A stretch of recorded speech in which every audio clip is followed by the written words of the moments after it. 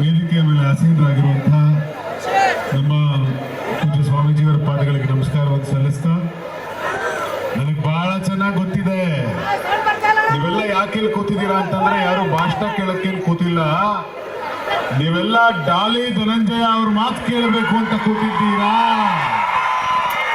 ಹೌದಾ? ಜೋರ್ ಹೇಳ್ರಿ. ಹೌದಾ? ಹೌದಾ? ಯಾರು ಮಾತಾಡ್ಬೇಕು? ಯಾರು? ಡಾಲಿ ಮಾತಾಡ್ಬೇಕು.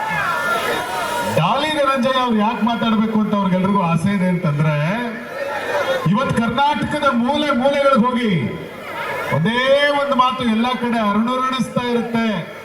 ಆ ಮಾತು ಯಾವುದು ಅಂತಂದ್ರೆ, ಬಡವರ ಮಕ್ಕಳು, ಜೋರಾಗಿ ಹೇಳ್ರಿ ನೋಡ, ಬಡವರ ಮಕ್ಕಳು, ಬಡವರ ಮಕ್ಕಳು, ಬಡವರ ಮಕ್ಕಳು. ನಾನು ಕೇಳ್ತಾ ಇದ್ದೆ, ಮಹಾರಾಜ್, ದಿಗ್ಗಿ ಮಹಾರಾಜ್, ಯಾಕೆ ಡಾಲಿ ಧನಂಜಯ ಕರೀತಾ ಇದೆಯಪ್ಪ? ಸಾಯಿಬಾಬನ್ಗೂ ಡಾಲಿ ಧನಂಜಯರಿಗೂ ಏನ್ ಸಂಬಂಧ ಅಂತ. ಡಾಲಿ ಧನಂಜಯ ಅವ್ರ ಬಗ್ಗೆ ನನಗೆ ತುಂಬಾ ಪ್ರೀತಿ, ಅಭಿಮಾನ, ಗೌರವ. ಯಾಕೆ ಅಂತಂದ್ರೆ, ನಾನೊಬ್ಬ ರಾಜಕಾರಣಿಯಾಗಿ ಅವರು ಕೇವಲ ಒಬ್ಬ ಸಿನಿಮಾ ನಟ ಆಗಿ ಮಾತ್ರ ಉಳಿದಿಲ್ಲ. ಡಾಲಿ ಧನಂಜಯ ಅವ್ರಿಗೆ ಒಂದಷ್ಟು ಚಿಂತನೆಗಳಿದಾವೆ, ಒಂದು ಐಡಿಯಾಲಜಿ ಇದೆ. ಮನುಷ್ಯ ಜಾತಿ ಧರ್ಮಗಳ ನಡುವೆ ವಿಷ ಬೀಜವನ್ನು ಬಿತ್ತಾ ಇರಬೇಕಾದ್ರೆ ಆ ಮನುಷ್ಯ ಎದ್ದು ನಿಂತು ಹೇಳ್ತಾರೆ, ಏನ್ ಹೇಳ್ತಾರೆ ಅಂತಂದ್ರೆ, ಮೊದಲು ಮಾನವನಾಗು, ಮೊದಲು ಮಾನವನಾಗು ಅಂತ ಹೇಳಿದಂತ ಒಬ್ಬ ಚಿತ್ರನಟ ಯಾರಾದ್ರೂ ಇದ್ರೆ ಅದು ಡಾಲಿ ಧನಂಜಯ ಅವರು. ಆ ಕಾರಣಕ್ಕೋಸ್ಕರ ಅವ್ರ ಬಗ್ಗೆ ನಮಗೆ ಹೆಮ್ಮೆ ಇದೆ. ಡಾಲಿ ಧನಂಜಯ ಅವರು ಬಸವಣ್ಣನವರ ಚಿಂತನೆಗಳನ್ನ ಮೈಗೂಡಿಸ್ಕೊಂಡಿರುವಂತವರು. ಡಾಲಿ ಧನಂಜಯ ಅವರು ಅಲ್ಲಮ ಪ್ರಭುಗಳ ಚಿತ್ರವನ್ನ ಮಾಡ್ತಾ ಆ ನಂತರ ಅನೇಕ ಬೇರೆ ಬೇರೆ ಚಿತ್ರಗಳನ್ನ ನಿಮ್ಮ ಮುಂದೆ ಕೊಟ್ಟವರು. ಸೊ ಹೀಗಾಗಿ ಅವ್ರ ಬಗ್ಗೆ ನಮ್ಗೆ ಅಪಾರವಾದ ಗೌರವ ಇದೆ. ಅವ್ರು ಹೇಳಿದ್ರಲ್ಲ, ಬಡವರ ಮಕ್ಕಳು ಬೆಳಿಬೇಕು ಅಂತ ಹೇಳಿ, ಆ ಮಾತಿಗೆ ಅತ್ಯಂತ ದೊಡ್ಡ ಉದಾಹರಣೆ ಯಾರಾದ್ರೂ ಇದ್ರೆ ನಿಮ್ಮೂರಿನ ದಿಗ್ಗಿ ಮಹಾರಾಜ ಆ ಮಾತಿಗೆ ಖಂಡಿತವಾಗಿಯೂ ದೊಡ್ಡ ಉದಾಹರಣೆಯಾಗಿ ನಿಂತಿದ್ದಾನೆ ಅಂತ ನಾವೆಲ್ಲರೂ ಕೂಡ ಹೆಮ್ಮೆ ಪಡಬೇಕು. ಒಬ್ಬ ಹುಡುಗ 250 ರೂಪಾಯಿ ಬಸ್ ಚಾರ್ಜ್ ಇಟ್ಕೊಂಡು ಬೆಂಗಳೂರಿಗೆ ಹೋಗಿ ತುತ್ತು ಅನ್ನಕ್ಕೋಸ್ಕರ ಕಷ್ಟಪಟ್ಟು ಬೆಳೆದು ಇವತ್ತು ಸಾವಿರಾರು ಜನರಿಗೆ ಅನ್ನ ಕೊಡುವಂತ ಧಣಿಯಾಗಿ ಬೆಳೆದ ನಂತರ ಕೂಡ ಇವತ್ತು ಮತ್ತೆ ತನ್ನೂರನ್ನ ನೆನಪಿಸ್ಕೊಂಡು, ನಾನು ಈ ಊರಲ್ಲಿ ಹುಟ್ಟಿದವನು, ಈ ಊರಿನ ಜನರಿಗಾಗಿ ಕಾರ್ಯಕ್ರಮ ಮಾಡಬೇಕು, ಈ ಊರಿನ ಜನರಿಗಾಗಿ ಬಾಬಾ ದೇವಸ್ಥಾನ ಕಟ್ಟಿಸ್ಬೇಕು, ಈ ಊರಿನ ಜನರನ್ನ ಶಾಲೆ ಕಲಿಸ್ಬೇಕು ಅನ್ನೋಂತ ಕನಸಿಟ್ಕೊಂಡಿದ್ದಾರಲ್ಲ, ಆ ಕಾರಣಕ್ಕೋಸ್ಕರ ಹೇಳ್ತಾ ಇದ್ದೀನಿ, ದಿಗ್ಗಿ ಮಹಾರಾಜ್ ಬಡವನ ಮಗ ಬೆಳೆದ್ರೆ ದಿಗ್ಗಿ ಮಹಾರಾಜ್ ಆಗ್ತಾನೆ ಅನ್ನೋದಕ್ಕೆ ಬಹುಶಃ ಈ ಕಾರ್ಯಕ್ರಮವೇ ಸಾಕ್ಷಿ. ಈ ಕಾರ್ಯಕ್ರಮವೇ ದೊಡ್ಡ ಉದಾಹರಣೆ. ನೀವು ತೋರಿಸ್ತಿರುವಂತ ಪ್ರೀತಿ ಬಹಳ ದೊಡ್ಡ ಉದಾಹರಣೆ. ಬಹುಶಃ ರಾಮಾಯಣದಲ್ಲಿ ಒಂದು ಶ್ಲೋಕ ಬರುತ್ತೆ, ಏನು ಅಂತಂದ್ರೆ, ಅವನು ಇಡೀ ಲಂಕೆಯನ್ನೆಲ್ಲ ಗೆದ್ದ ನಂತರ ಲಕ್ಷ್ಮಣ ಹೇಳಿದ್ನಂತೆ, ಅಪಿಸ್ವರ್ಣಮಯಿ ಲಂಕಾ, ಎಷ್ಟು ಚೆನ್ನಾಗಿದೆ ಈ ಲಂಕೆ, ಬಂಗಾರದಿಂದ ಮಾಡಿಬಿಟ್ಟಿದ್ದಾರೆ, ಎಷ್ಟು ಚೆನ್ನಾಗಿದೆ ಅರಮನೆ, ಎಷ್ಟು ಚೆನ್ನಾಗಿದೆ ಬಂಗಲೆ.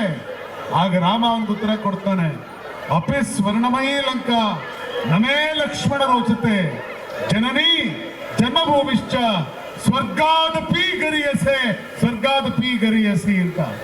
ಏನಾಗಂದ್ರೆ ಅಂತಂದ್ರೆ, ಎಷ್ಟೇ ಸುಂದರವಾಗಿದ್ರು ಲಂಕೆ, ಎಷ್ಟೇ ಭವ್ಯವಾದ ಅರಮನೆಯಿಂದ ಕೂಡಿದ್ರು ಕೂಡ ನನ್ನ ಹುಟ್ಟ ಊರು, ನನಗೆ ಜನ್ಮ ಕೊಟ್ಟ ತಾಯಿ, ಇದಕ್ಕೆ ಅದು ಯಾವುದು ಕೂಡ ಸಮ ಬರೋದಿಲ್ಲ ಅನ್ನುವಂಥ ಮಾತನ್ನ ರಾಮಾಯಣದಲ್ಲಿ ರಾಮ ಲಕ್ಷ್ಮಣನಿಗೆ ಹೇಳ್ದ ಅಂತ ಹೇಳಿ ರಾಮಾಯಣದಲ್ಲಿ ಉಲ್ಲೇಖ ಇದೆ. ಬಹುಶಃ ಇವತ್ತು ಬೆಂಗಳೂರಿನ ಮಹಾನಗರದಲ್ಲಿ ಎಷ್ಟೋ ದೊಡ್ಡ ರಿಯಲ್ ಎಸ್ಟೇಟ್ ಬಿಸ್ನೆಸ್ ಗಳನ್ನ ಮಾಡಿ ಎಷ್ಟೋ ದೊಡ್ಡ ದೊಡ್ಡ ಉದ್ದಿಮೆದಾರನಾಗಿ ಬೆಳೆದು ನಿಂತಿರುವಂತ ದಿಗ್ಗಿ ಮಹಾರಾಜ್ ಬೆಂಗಳೂರಿಗೆ ಹೋಗಿ ತನ್ನ ಊರನ್ನ ಮರೆಯದೆ ಜನನಿ ಮತ್ತು ಜನ್ಮಭೂಮಿಯಾಗಿರುವಂತ ಈ ಇಬ್ರಾಹಿಂಪುರವನ್ನ ನೆನಪಿಸ್ಕೊಂಡು ಮತ್ತೆ ಬಂದು ಈ ಕಾರ್ಯಕ್ರಮವನ್ನ ಮಾಡಿದ್ದಾರೆ. ಸೊ ಹೀಗಾಗಿ ನೀವೆಲ್ಲರೂ ಕೂಡ ಒಂದು ಜೋರಾದ ಚಪ್ಪಾಳೆಯನ್ನ ದಿಗ್ಗಿ ಮಹಾರಾಜ್ ಕೊಡಬೇಕು. ಆ ಮೂಲಕ ನಿಮ್ಮ ಮಕ್ಕಳು ಕೂಡ ದಿಗ್ಗಿ ಮಹಾರಾಜ್ನಂತೆ ಬೆಳೆದು ಊರಿಗೆ ಆದರ್ಶವಾಗಬೇಕು ಅಂತ ಹೇಳಿ ಈ ಮಾತುಗಳನ್ನು ಹೇಳ್ತಾ, ಜಾಸ್ತಿ ಮಾತಾಡೋದಕ್ಕೆ ಅವಶ್ಯಕತೆ ಇಲ್ಲ. ನನಗೆ ಮತ್ತೆ ಗೊತ್ತಿದೆ ನೀವು ಯಾರ ಮಾತು ಕೇಳಕ್ ಕಾಯ್ತಾ ಇದ್ದೀರಿ ಅಂತಂದ್ರೆ, ಡಾಲಿ ಧನಂಜಯ ಅವ್ರ ಮಾತು ಕೇಳೋದಕ್ಕೆ ಕಾಯ್ತಾ ಇದ್ದೀರಿ. ಹೀಗಾಗಿ ನನ್ನ ಮಾತುಗಳಲ್ಲಿ ಮೊಟಕುಗೊಳಿಸ್ತೇನೆ. ಮತ್ತೊಮ್ಮೆ ನೀವೆಲ್ಲರೂ ಕೂಡ ಜೋರಾಗಿ ಹೇಳಿ ಒಂದೇ ಒಂದು ವಿನಂತಿ ಮಾಡ್ಕೊಳ್ತೀನಿ, ಹಳ್ಳಿಗಳಲ್ಲಿ ಚುನಾವಣೆ ಬಂತು ಅಂದ್ರೆ ಜನರ ಮಧ್ಯೆ ಜಾತಿ ಹೆಸರಲ್ಲಿ ಧರ್ಮದ ಹೆಸರಲ್ಲಿ ದ್ವೇಷದ ವಿಷಬೀಜಗಳನ್ನು ಬಿತ್ತುತ್ತಾರೆ. ಯಾವ ಕಾರಣಕ್ಕೂ ಈ ಜಾತಿ ದ್ವೇಷದ ವಿಷಬೀಜಕ್ಕೆ ನೀವು ಬಲಿಯಾಗಬಾರ್ದು. ನಮ್ಮ ಸ್ನೇಹಿತರಾಗಿರುವಂತ ಶಿವನಗೌಡ ನಾಯಕ್ ಅವರು ಈ ಕಾರ್ಯಕ್ರಮಕ್ಕೆ ಬಂದಿದ್ದಾರೆ. ನನ್ನ ಬಹಳ ಆತ್ಮೀಯರಾಗಿರುವಂತ ರಾಜಕೀಯ ಮುಖಂಡರು. ಅವರು ಬೇರೆ ಪಕ್ಷದಲ್ಲಿರಬಹುದು, ಬೇರೆ ಚಿಂತನೆ ಇರಬಹುದು, ಆದರೆ ನಾವು ಒಬ್ಬ ಉತ್ತಮವಾದ ರಾಜಕೀಯ ನಾಯಕರಾಗಿ ಬೆಳೆದಿದ್ದಾರೆ. ಜೋರಾದ ಚಪ್ಪಾಳೆಯೊಂದಿಗೆ ನೀವು ಅವ್ರನ್ನ ಕೂಡ ಸ್ವಾಗತವನ್ನು ಕೋರಿ ಇಷ್ಟು ಮಾತುಗಳನ್ನು ಹೇಳ್ತಾ, ಚುನಾವಣೆಗಳು ಹತ್ತಿರ ಬಂದಾಗ ನಿಮ್ಮ ನಡುವೆ ವಿಷಬೀಜ ಬಿತ್ತುವಂತ ಪ್ರಯತ್ನಗಳು ನಡೆಯುತ್ತೆ. ಯಾವುದೇ ಕಾರಣಕ್ಕೂ ಅದಕ್ಕೆ ಅವಕಾಶ ಮಾಡಿಕೊಡ್ಬೇಡಿ.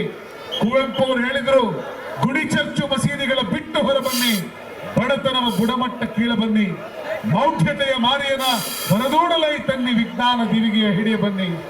ಓ ಬನ್ನಿ ಸೋದರರೇ ಬೇಗ ಬನ್ನಿ, ಓ ಬನ್ನಿ ಸೋದರರೇ ಬೇಗ ಬನ್ನಿ. ಮಾತುಗಳನ್ನು ಹೇಳ್ತಾ ನಾನು ಈ ಮಾತುಗಳನ್ನು ಮುಗಿಸ್ತೇನೆ.